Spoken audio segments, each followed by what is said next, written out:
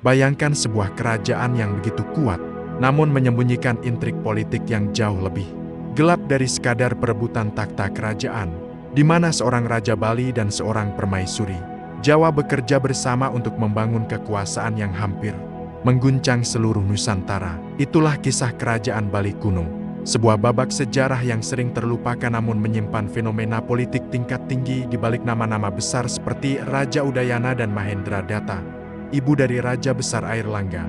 Kisah ini bukan sekadar legenda, ia tercatat dalam prasasti, catatan arkeologi, dan tradisi yang hidup di masyarakat Bali hingga hari ini. Kerajaan Bali kuno pada abad ke-10 hingga awal abad ke-11 bukanlah kerajaan kecil yang terpisah dari dinamika Nusantara. Sebaliknya, Bali pada masa itu berada pada persimpangan kekuatan antara Jawa Timur, Sriwijaya, dan jaringan perdagangan samudera yang memotong Selat Lombok hingga ke jalur Sutra Laut. Ketika Raja Udayana memerintah, ia tidak hanya mengendalikan Bali, ia membangun panggung politik yang menghubungkan Bali dengan hegemoni Jawa lewat pernikahannya dengan Mahendra Datta, seorang bangsawan tinggi dari kerajaan Mataram kuno.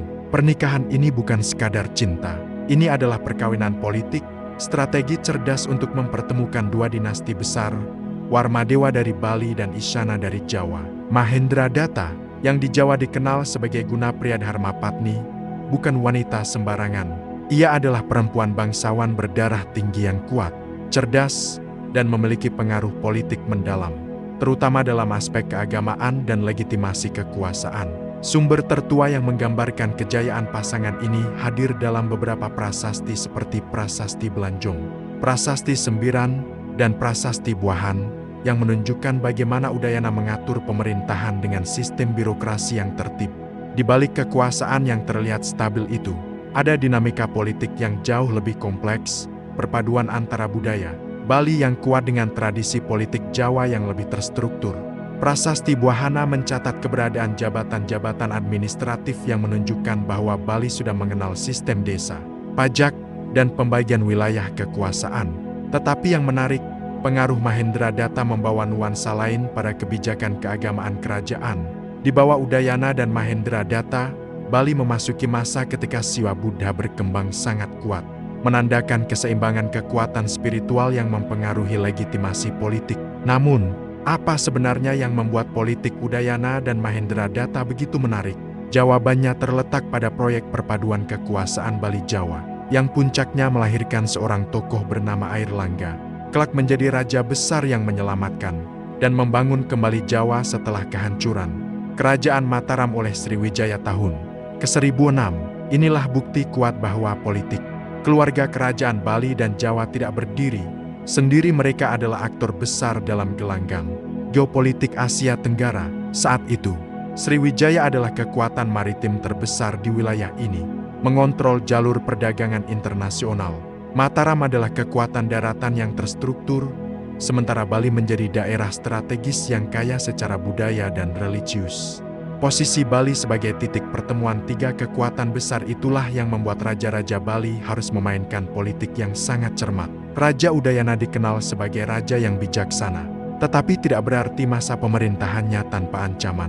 Beberapa prasasti mengindikasikan adanya gangguan dari luar, termasuk serangan bajak laut, potensi tekanan dari Sriwijaya, serta dinamika internal Bali sendiri yang terdiri dari banyak komunitas adat kuat. Untuk menjaga stabilitas, Udayana memperkuat sistem kewilayahan, termasuk membagi Bali ke dalam unit administrasi yang dikendalikan oleh pejabat kerajaan yang loyal. Disinilah peran Mahendra Datta semakin terlihat.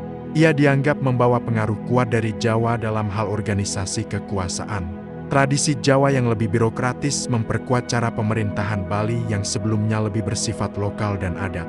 Tak hanya itu, Mahendra Datta juga dikenal sebagai pelindung ajaran Doga, yang kemudian berpengaruh pada tradisi pemujaan tertentu di Bali, termasuk berkembangnya unsur-unsur yang kelak terlihat dalam mitologi Rangda. Kisah politik Bali kuno pada masa Udayana juga berkaitan dengan misteri besar. Mengapa setelah wafatnya Udayana dan Mahendra Datta, Bali mengalami perubahan politik drastis? Pertanyaan ini mengarah pada salah satu bagian paling menarik dalam sejarah Nusantara, dampak langsung dari politik dinasti terhadap stabilitas kerajaan. Sejarawan menemukan fakta bahwa setelah wafatnya Mahendra Datta, pengaruh politik Bali terhadap Jawa menurun. Saat Airlangga memilih tinggal dan memerintah di Jawa, Bali kehilangan satu jalur kuat yang sebelumnya membuatnya terhubung ke pusat kekuasaan Nusantara. Beberapa teori menyebut bahwa konflik internal bisa saja terjadi setelah itu. Ada indikasi bahwa struktur kekuasaan Bali kembali lebih fokus pada adat lokal. Hal ini menunjukkan bahwa Mahendradatta bukan hanya permaisuri. Ia adalah jembatan politik yang menyatukan dua dunia. Tanpanya, dinamika kekuasaan berubah drastis. Pada titik ini, penting untuk memahami bagaimana pengaruh Bali terhadap dunia luar tidak hanya dalam hal politik, tetapi juga budaya. Salah satu bukti paling konkret adalah hubungan Bali dengan dinasti Isyana dari Jawa. Melalui Mahendradatta, Bali terhubung dengan jaringan besar yang membentang hingga ke Coromandel, India, tempat ajaran Hindu dan sistem kependetaan berkembang pesat. Sementara itu, Udayana tercatat sering melakukan upacara besar negara yang menunjukkan kemampuan ekonomi Bali kala itu. Ia mampu membiayai ritual keagamaan besar dan proyek administrasi yang luas, dua hal yang membutuhkan sumber daya besar. Inilah bukti bahwa Bali pada masa itu bukan kerajaan kecil. Ia memiliki kekuatan ekonomi, politik, dan budaya yang membentuk identitas Bali hingga hari ini. Ketika membahas kerajaan Bali kuno pada masa Udayana dan Mahendradatta, kita sesungguhnya memasuki sebuah periode ketika kekuasaan tidak hanya dibangun melalui kekuatan militer, tetapi juga melalui legitimasi spiritual, aliansi dinasti, dan kontrol administratif yang sangat maju untuk ukuran abad ke-10. Namun untuk memahami bagaimana pasangan kerajaan ini memerintah, kita harus menelusuri bagaimana Bali dibentuk oleh kekuatan-kekuatan besar sebelum dan sesudah keduanya berkuasa. Dalam banyak prasasti, tampak jelas bahwa sebelum Udayana naik takhta, dinasti Warmadewa sudah memiliki posisi yang kuat. Raja-raja seperti Sri Kesari Warmadewa yang menulis prasasti Belanjong menandai munculnya kerajaan yang terorganisir. Sri Kesari menyebut dirinya sebagai pemenang dalam ekspedisi militer, bukti nyata bahwa Bali bukan tanah yang tenang, melainkan wilayah yang harus dipertahankan. Hal ini menjadi penting ketika Udayana memerintah, sebab ia harus menjaga warisan politik Warmadewa sekaligus menciptakan hubungan baru dengan Jawa. Mahendradatta, perempuan yang mengubah Bali selamanya secara tradisional. Catatan sejarah Nusantara sering berfokus pada raja lelaki. Namun dalam kasus Bali kuno, posisi Mahendradatta justru menjadi pusat kekuatan. Ia berasal dari dinasti Isyana, salah satu dinasti paling berpengaruh di Jawa. Beberapa sumber menyebut ia adalah saudari atau kerabat dekat dari Dharmawangsa Teguh, raja besar yang berusaha menyatukan Jawa dan menantang Sriwijaya. Dengan demikian, pernikahan Mahendradatta dan Udayana bukan sekadar penyatuan dua kerajaan, itu adalah konsolidasi strategi geopolitik. Jawa membutuhkan sekutu untuk menghadapi dominasi Sriwijaya di laut. Bali membutuhkan dukungan untuk memperkuat struktur pemerintahannya. Mahendradatta menjadi jembatan antara dua kepentingan besar ini. Di Bali, Mahendradatta dipandang membawa sedikit guncangan budaya. Ia memperkenalkan ritus-ritus baru, sistem pengelolaan kerajaan yang lebih rapi, dan memperkuat posisi agama Siwa. Banyak ahli sejarah melihat jejak pengaruh Mahendradatta dalam mitologi Bali, terutama dalam figur Rangda. Kisah Rangda yang digambarkan sebagai ratu jahat sering dikaitkan secara folklor dengan Mahendradatta, yang dianggap memiliki kekuatan spiritual tinggi. Meski demikian, dari sisi historis, Mahendradatta adalah seorang pemimpin perempuan kuat yang terbiasa mengatur politik kerajaan. Salah satu prasasti mencatat bahwa ia mendapatkan gelar guna pria Dharma Patni, gelar tinggi bagi seorang permaisuri yang disegani. Sistem pemerintahan Bali masa Udayana. Selama memerintah, Udayana menetapkan sejumlah kebijakan administratif penting.